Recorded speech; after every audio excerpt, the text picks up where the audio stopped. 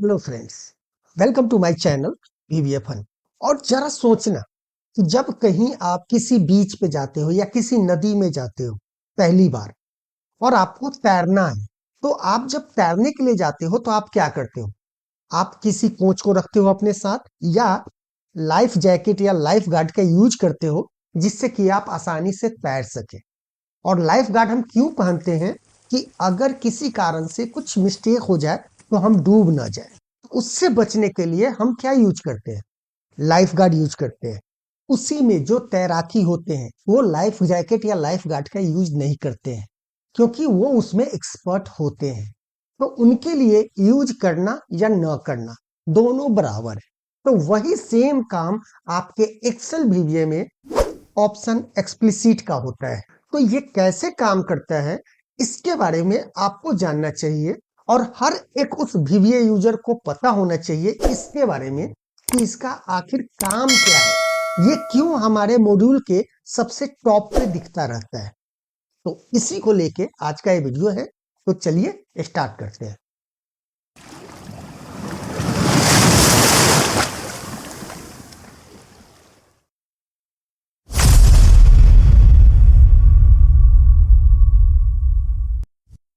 तो चलिए, इसके लिए अगर अब मुझे ऑप्शन एक्सप्लिसिट को समझना है तो हमें जाना कहाँ पड़ेगा? तो हमें वीवीए एडिटर में जाना पड़ेगा। और वीवीए एडिटर में कैसे जाते हैं इसके लिए ऑलरेडी हमने बता रखा है कैसे आप वीवीए एडिटर को खोल सकते हैं। तो देखिए, सबसे पहले जब आप यहाँ पे इंसर्ट में जाके जब मॉड्यूल इंसर्ट करते हैं, मॉड्यूल इंसर्ट क्यों करते हैं ये भी मैंने बता रखा है। तो आप देखेंगे यहाँ पे ये ऑप्शन एक्सप्लिसिट आ रहा है जो कि मैंडेटरी नहीं है। अब आपके मन में ये सवाल आएगा कि ये आता कैसे है? अगर हम करें कि मैंडेटरी नहीं है तो ये हटेगा कैसे? तो देखिए, इसके लिए क्या है कि सपोज दैट मान लो कि इसको आप क्लोज कर दो, टूल में जाओ। आप टूल में ऑप्शन में जब जाओगे आप तो यहाँ पे ये सारे सिंटेक्स हैं। जैसे कोड सेटिंग है, पूछ रहा है कि ऑटो सिंटेक्स चेक, मतलब कि कोई गलती कोड लिख रहे हो तो ऑटोमेटिक बता देगा। रिक्वायर वेरिएबल डिक्लेरेशन, ये जो है ना, क्या बोल रहा है? Require variable declaration. ये मैंडेटरी करने से क्या होगा कि ऑप्शन एक्सप्लिसिट आ जाता है। तो चलिए, अगर हम इसको हटा देते हैं तो क्या हो गया? अब देखिए, नाम पे कंफ्यूज मत होइएगा कि रिक्वायर वेरिएबल डिक्लेरेशन, कि ये वेरिएबल डिक्लेयर करने के लिए हमको रखना ही रखना है, ऐसा नहीं है। अगर ये हटा भी देते हैं तो भी आप इजिली यहाँ पे मॉड्यूल इंसर्ट करके आप कोई भी बना सकते हैं ऑप्शन एक्सप्लिसिट। और यहाँ पे वेरिएबल बनाना है, वेरिएबल बनाइए, कोई दिक्कत नहीं है। कि dim name as a string, ये काम करेगा अच्छा से। अब सपोज दैट मान लीजिए कि हमने नेम नहीं लिखते हैं, हम यहाँ पे लिख देते हैं कि option, option as a string, option name कर देते हैं, थोड़ा बड़ा नाम रखते हैं। क्योंकि देखो, वेरिएबल हम क्यों बनाते हैं कि पहली बात तो डाटा को हम स्टोर करें, राइट। उसके बाद उसको हम मल्टीपल प्लेस पे काम करें, यानी मल्टीपल प्रोसीजर में हम उसका यूज कर सके। इसके लिए हम ये नाम बनाते हैं। और नाम क्या हो सकता है कि जो आपकी रिक्वायरमेंट है, आप कुछ ही बना सकते हो नाम। तो यहाँ पे मान लीजिए कि हमने कर दिया ऑप्शन नेम, और ऑप्शन नेम में हमने कह दिया कि option name is equal to Ajay Kumar. अब हम चाहते हैं कि जब हम मैसेज करें, जब इस कोड को रन करें तो एक मैसेज आए अजय कुमार का नाम का। हम यहाँ पे कर देते हैं message box, message box option name. ठीक है। अब इसका हम एक बना लेते हैं बटन। तो चलिए, अपने सीट में हम चलते हैं, यहाँ पे एक इंसर्ट कर लेते हैं, शेप इंसर्ट कर लेते हैं और इसको यहाँ पे पेस्ट कर देते हैं। और इसमें कर देते हैं डिस्प्ले मैसेज। अब ये हमने यहाँ पे बना दिया। अब इसमें जाके राइट क्लिक करके हम असाइन माइक्रो में जाएंगे और इस ऑप्ट एक्सपेंस को ओके कर देते हैं। अब अगर हम क्लिक करें तो देखिए क्या हो रहा है। मैसेज तो आ रहा है, लेकिन क्या हो रहा है, यहाँ पे अजय कुमार नहीं आ रहा है। ये क्यों नहीं आ रहा है जबकि हमने तो कोड सही लिखा है?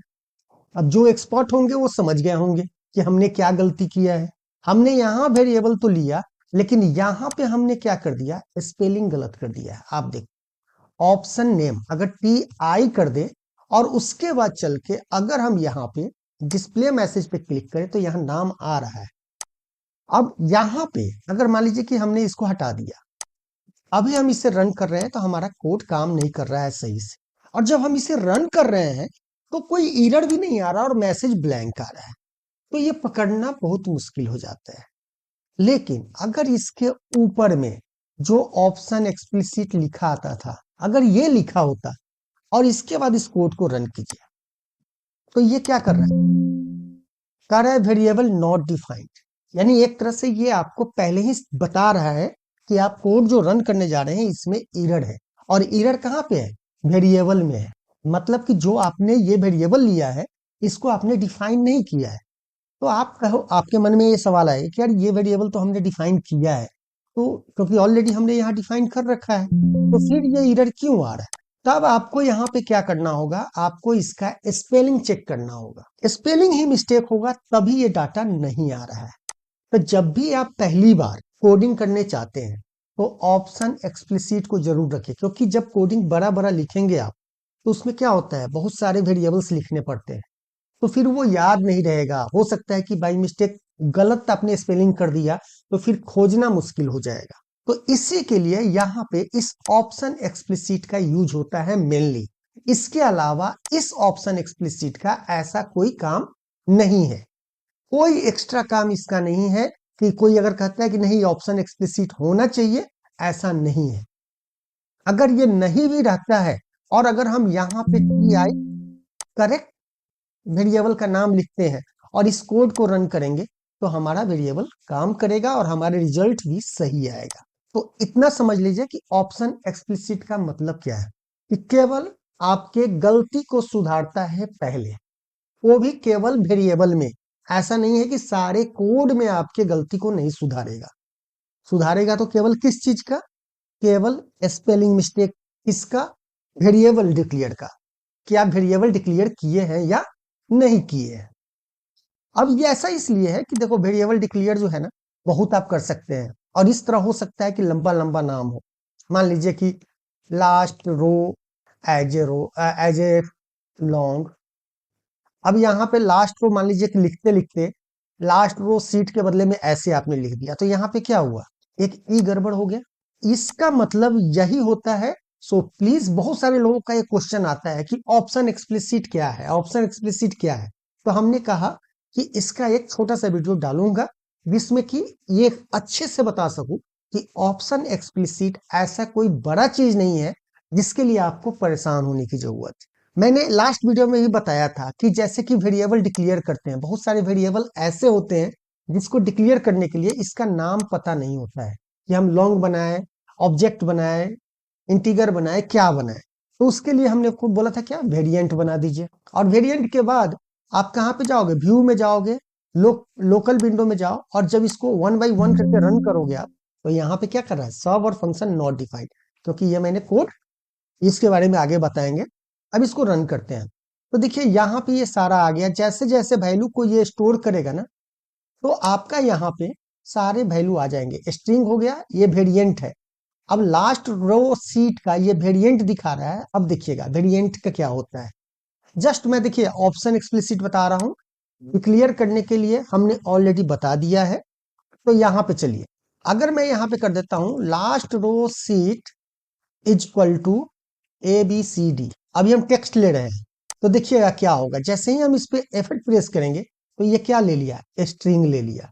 लेकिन जैसे ही इसको अगर हम कर दें 100 और उसके बाद हम इस पे जाके इसको रन करें, तो देखिए ये कन्वर्ट हो गया इंटीगर में।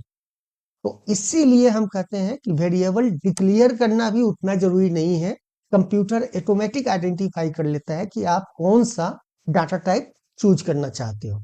But as a good practice आप लोगों को या सभी लोगों को वेरिएबल का यूज करना चाहिए। जिससे क्या होगा कि अगर आप सीख रहे हैं तो वेरिएबल यूज करके और ऑप्शन एक्सप्लिसिट को यूज करके बहुत सारी गलतियों से बच सकते हैं। तो आई होप आपको ये छोटा सा वीडियो आज का पसंद आया होगा। अगर वीडियो पसंद आए तो लाइक जरूर करना, और इतना मुझे जरूर बताना कि आप लोगों में से कितने लोग ये जानते थे कि ऑप्शन ऑप्शन एक्सप्लिसिट का केवल इतना ही काम। तो चलिए मिलते हैं नेक्स्ट वीडियो में।